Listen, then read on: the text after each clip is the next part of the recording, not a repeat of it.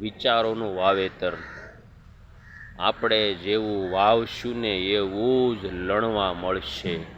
આપણે જેવું વાવશું ને ભાઈ એવું જ લણવા મળશે. આપણને એવું જ લણવા મળશે. કારણ કે આપણે સારી ક્વોલિટીની જુવાર વાવી હશે તો જ સારી ક્વોલિટીની જુવાર આપણે લણી શકશું. સારી ક્વોલિટીની મગફળી વાવી હશે તો જ આપણે સારી ક્વોલિટીની મગફળી લઈ શકશું. સારી ક્વોલિટીના ઘઉં વાવ્યા હશે તો જ આપણે સારી ક્વોલિટીના ઘઉં લઈ શકશું. સારી ક્વોલિટીનો બાજરો વાવ્યો હશે તો જ આપણે સારી ક્વોલિટીનો બાજરો લઈ શકશું. અન્યથા માત્ર ને માત્ર વાતો કરવાની રહેશે અને આપણું કાર્ય અધૂરું રહેશે. એમ આપણે સારી વસ્તુ જોતી હોય તો કેટલો યત્ન અને પ્રયત્ન કરવો પડે. સારો પગાર જોતો હોય તો કેટલો ટાઈમ ભરવો પડે. શેઠ કે એમ કરવું પડે. એમ જીવનમાં બેસ્ટ વસ્તુ જોતી હોય, જીવનની અંદર દિવ્ય વસ્તુ પ્રાપ્ત કરવી હોય તો આપણે એના માટે જોરદાર વિચારધારાને પકડવી પડે. જોરદાર વિચારધારાને પકડવી પડે. પહેલાંય મહાપુરુષો મહાન થઈ ગયા તો એમને મહાન માણસોનો સંગ કર્યો, મહાન માણસોને સંગે રહ્યા, મહાન માણસોની વિચારધારાને વળગી રહ્યા, ત્યારે એ બધી પ્રાપ્તિ થઈ.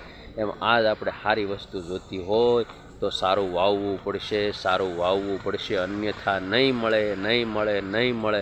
કારણ કે સારું વાવેતર કર્યા વગેરે આપણે સારું લણી શકીએ નહીં, સારું લણી શકીએ નહીં.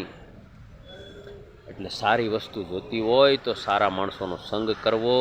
સારી ક્વોલિટીવાળું જીવન જીવવું હોય તો સારી ક્વોલિટીવાળા માણસોનો સંગ કરવો. સંગ સારા માણસોનો અને સારી ક્વોલિટી વસ્તુનો નહીં કરીએ તો સારી વસ્તુ આપણને પ્રાપ્ત નહીં થાય, નહીં થાય, નહીં થાય ને નહીં થાય. એટલે મિત્રો, જીવનની અંદર આ જ વિશેષતા છે કે સારી વસ્તુને આપણે સ્વીકારશું તો જ સારી વસ્તુનો સંગ થાય અને તો જ સારી વસ્તુ પ્રાપ્ત થાય.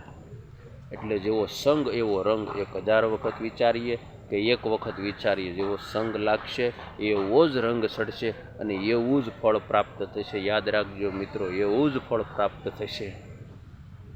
એટલે હંમેશા સારી વસ્તુને સ્વીકારવાનો આગ્રહ રાખવો, હંમેશા સારી વસ્તુને પકડવાનો આગ્રહ રાખવો. તો જ આનંદ મળશે, તો જ સુખ મળશે અને તો જ આપણો સિદ્ધાંત મજબૂત થાય. અને સિદ્ધાંત મજબૂત થાય ને તો જ આપણે આનંદિત, પ્રફુલ્લિત અને સુગંધિત બનીને જીવી શકશું અને રહી શકશું. અન્યથા આપણે કોઈ કાર્ય પૂર્ણ કરવાને સક્ષમ જ નથી. કારણ કે આ બધું ભગવાનના હાથમાં છે અને ભગવાન જ કરાવી શકે છે. અન્યથા આપણી કોઈ શક્તિ નથી. આપણે સારો સંગ કરશું તો જ સારું ફળ પ્રાપ્ત થશે.